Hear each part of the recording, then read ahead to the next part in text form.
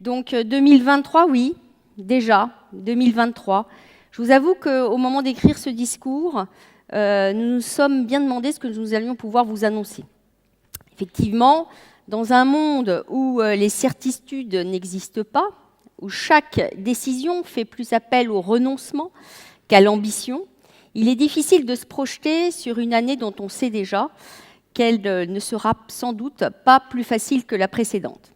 Cependant, hors de question de gâcher le plaisir que nous avons à nous retrouver pour cette cérémonie des vœux à laquelle nous sommes attachés, car elle est justement l'occasion de nous rassembler, nous souhaiter l'énergie, la force, l'enthousiasme pour transformer nos vœux en réalité.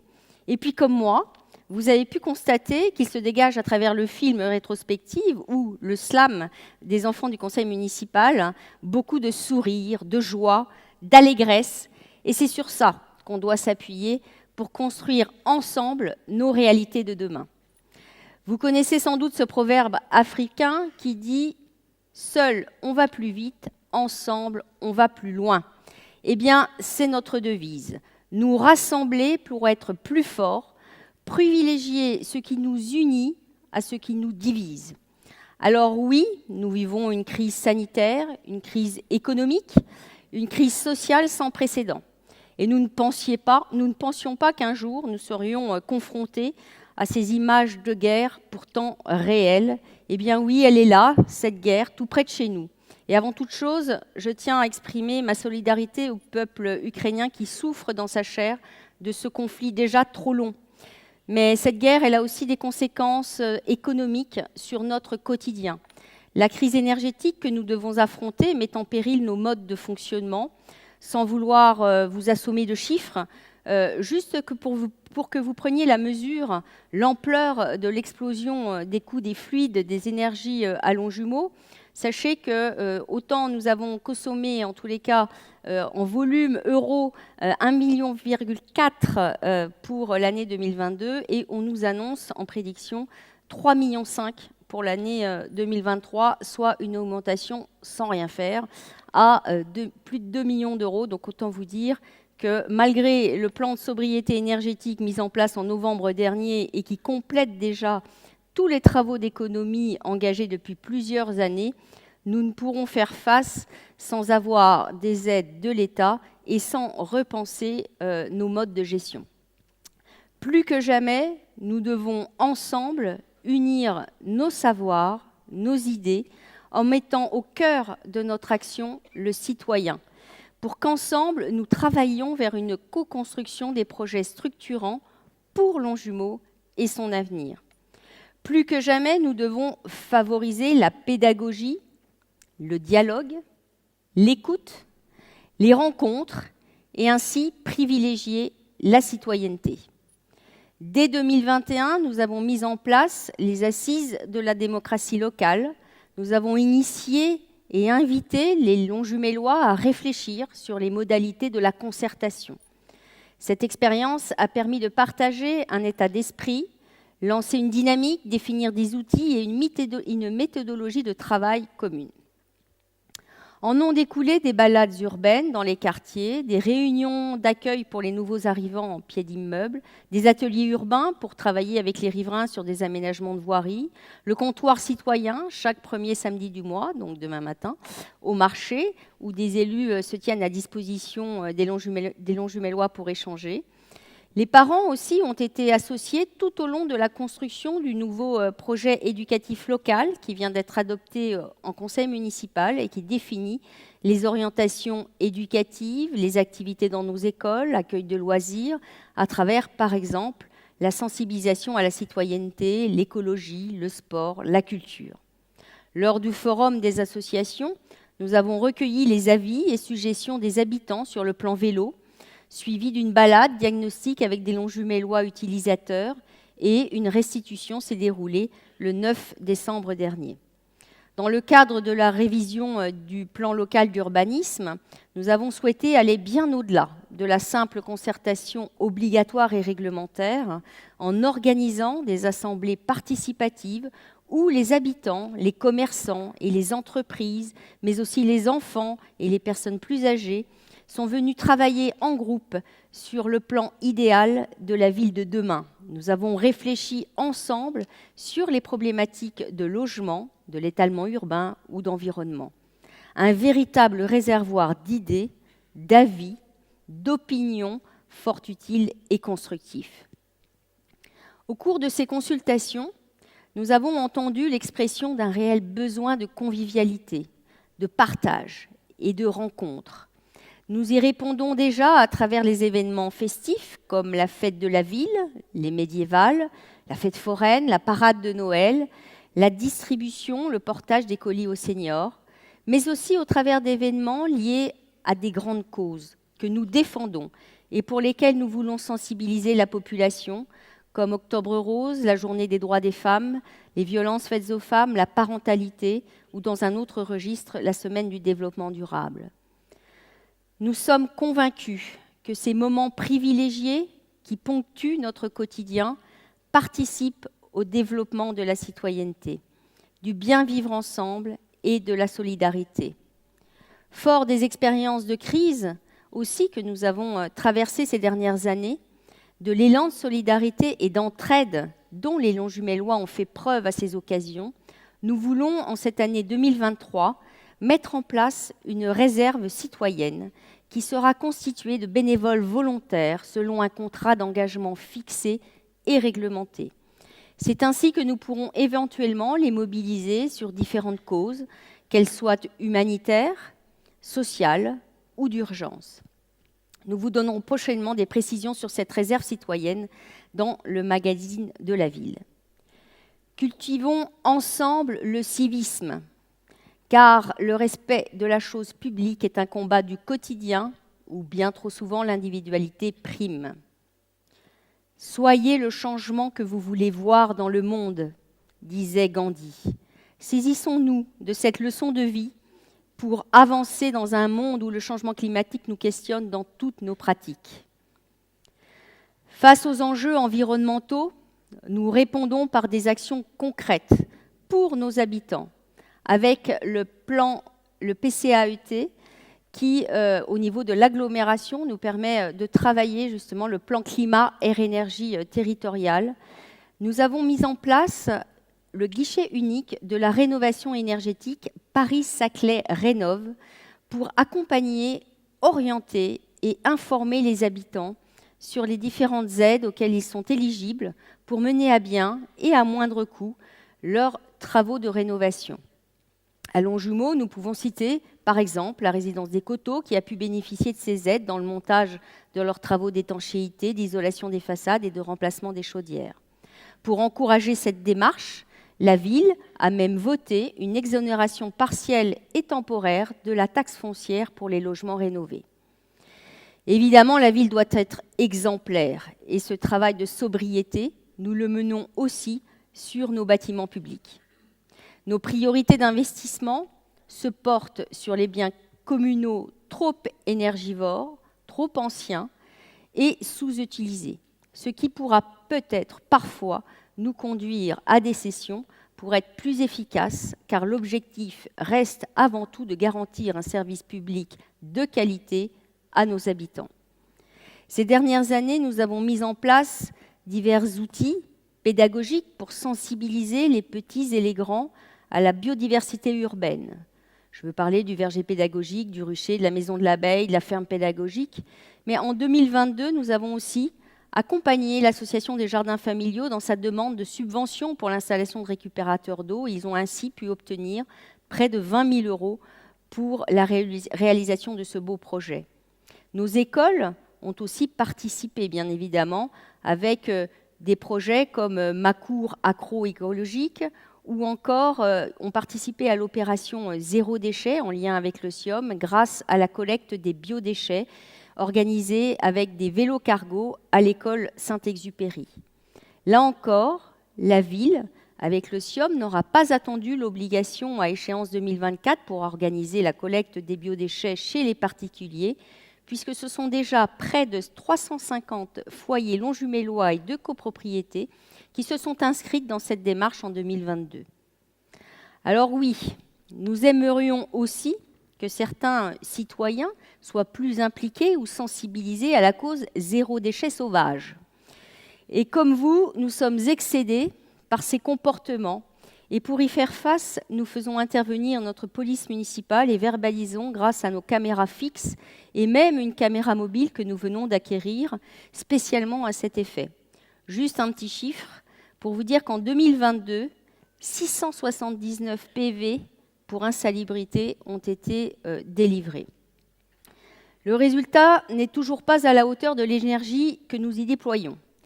Pour lutter contre ce fléau, nous devons poursuivre nos efforts et compter sur nous pour ne rien lâcher.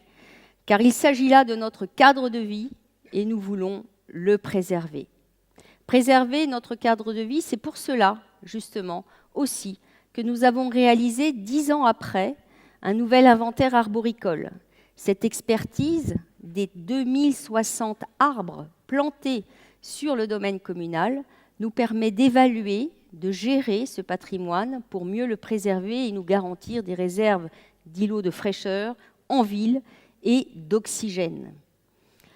Aller vers un environnement décarboné passe aussi par l'aménagement de circulation douce. Avec la communauté Paris-Saclay, nous portons un plan vélo ambitieux pour poursuivre le maillage cyclable du territoire et favoriser l'intermodalité avec les transports en commun, le covoiturage, pour un meilleur partage de l'espace. L'arrivée du tram-train T12 entre Massy et Évry-Courcouronnes, enfin annoncée pour la fin 2023, qui desservira nos deux gares, permettra de renforcer l'offre de transport et de relier les grands pôles du département sans passer par Paris. Il apportera une nouvelle dynamique et une attractivité renforcée de nos zones d'activité et de nos entreprises, ainsi que pour nos jeunes étudiants qui pourront enfin se rendre facilement à l'Université d'Évry. Et bien sûr, nous avons aussi poursuivi, toujours avec la communauté Paris-Saclay, le déploiement des bornes de recharge pour véhicules électriques. Et ce sont maintenant 8 points de recharge pour ces véhicules qui sont disponibles sur notre ville de Longjumeau. Si les élus ont pris conscience de manière générale du rôle qu'ils ont à jouer pour sauver notre planète, ils sont tout de même, pour la plupart, confrontés à des situations financières très compliquées qui obligent à prendre des décisions douloureuses. Bien entendu, nous continuerons à mener une politique active de recherche de financement auprès de l'État, du département et de la région. Je les remercie d'ailleurs pour leur soutien, pour nous aider justement à minimiser le reste à charge pour la ville et permettre ainsi la réalisation de beaux projets. Car il se passe de belles choses à Longjumeau. Nous signerons avec mon ami et président Grégoire de Lasteyrie, présent parmi nous ce soir, le 19 janvier prochain, la convention du projet de rénovation urbaine de la Rocade Bel-Air, qui marque le démarrage opérationnel de ce véritable projet de ville qui vise à désenclaver le quartier en favorisant la mixité urbaine et en renforçant les équipements publics au cœur du quartier, mais surtout aussi pour améliorer le confort des habitants et leur redonner de la dignité.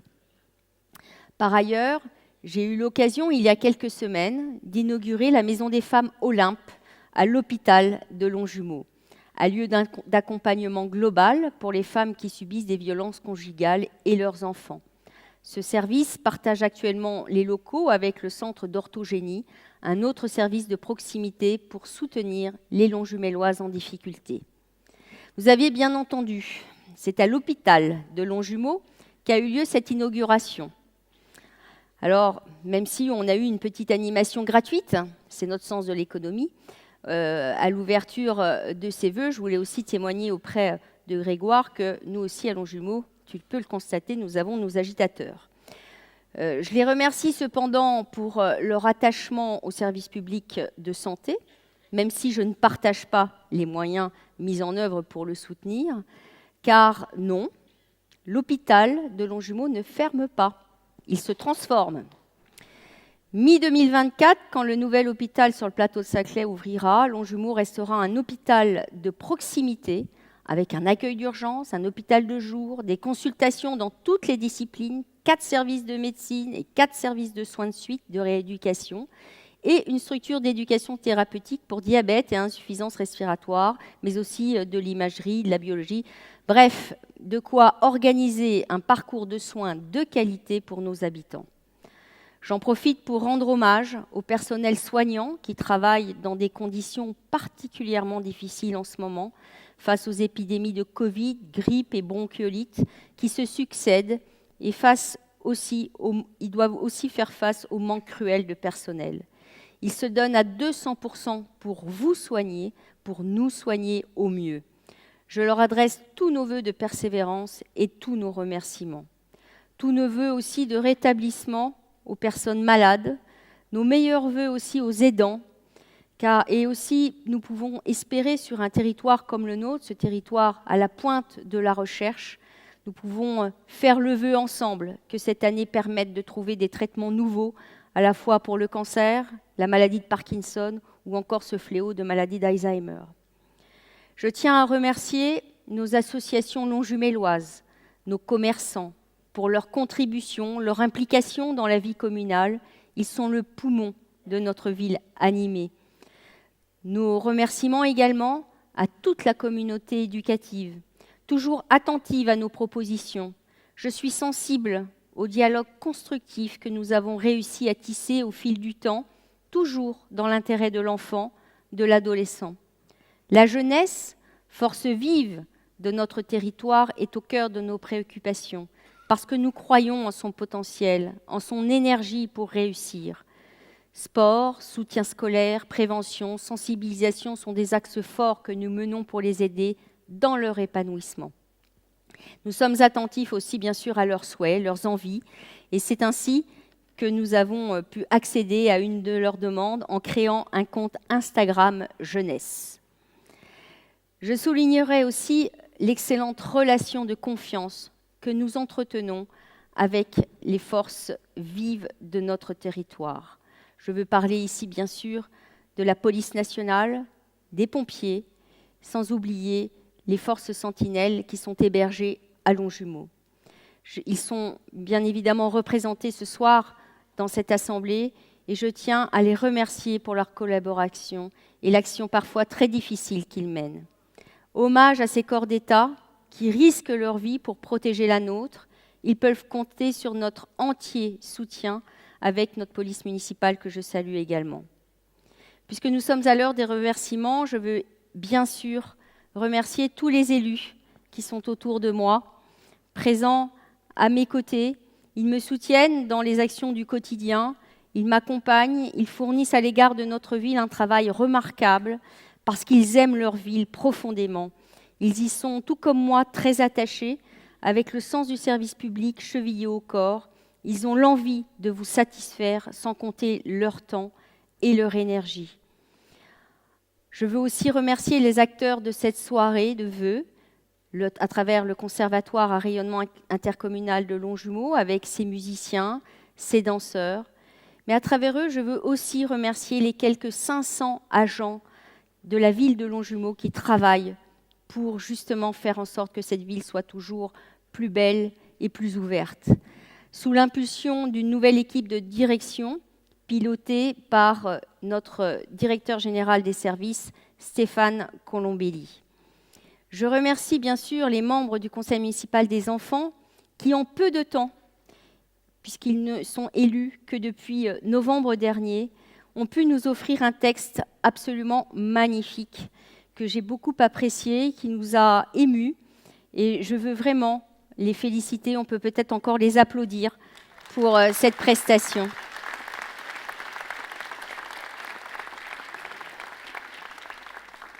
Et puis, j'ai parlé de cette jeunesse méritante, cette jeunesse dont nous sommes fiers. Je voudrais aussi saluer notre maître de cérémonie. Je ne sais pas où elle est, Mathilde, mais je voulais saluer Mathilde Charlot. Mathilde, cela fait maintenant effectivement 10 ans que je la vois grandir dans notre ville. Voilà, merci Mathilde d'être à nos côtés. qu'il s'agisse du conservatoire, qu'il s'agisse du lycée où elle était évidemment très active. Mais surtout, l'année dernière, pour sa première édition, Mathilde a été finaliste au concours d'éloquence organisé par la communauté Paris-Saclay à pleine voix. Et je dois avouer que quand j'ai pensé à elle et que nous l'avons sollicitée, elle a accepté tout naturellement, sans aucune peur, mais avec un enthousiasme magnifique qui fait d'elle une jeune femme rayonnante. Et je la remercie chaleureusement et lui souhaite bien sûr plein de réussite dans tous ses projets. Merci beaucoup Mathilde. On te donne ce beau bouquet pour te remercier. De rien. Merci à toi en tous les cas. Alors, pour cette année 2023, je tiens évidemment à vous adresser tous mes meilleurs vœux de santé, à partager avec tous ceux qui vous sont chers. N'oubliez jamais d'ouvrir les yeux sur ce qui vous entoure. N'oubliez jamais de tendre la main à ceux qui pourraient en avoir besoin. Je vous souhaite évidemment que du bonheur, des rires, beaucoup d'amitié, beaucoup d'amour, beaucoup de joie. Alors, 2022 était l'année du foot. Avec notre Coupe du Monde, nous n'avons peut-être pas obtenu la 3e étoile. Mais 2023 sera l'année du rugby, avec cette Coupe du Monde que nous allons accueillir en France. Donc, souhaitons-nous beaucoup de joie collectivement avec, nous l'espérons, une équipe de France de rugby championne du monde. Je vous souhaite, et toute l'équipe municipale se joint à nous pour vous souhaiter une bonne, heureuse, excellente année 2023. Merci à tous.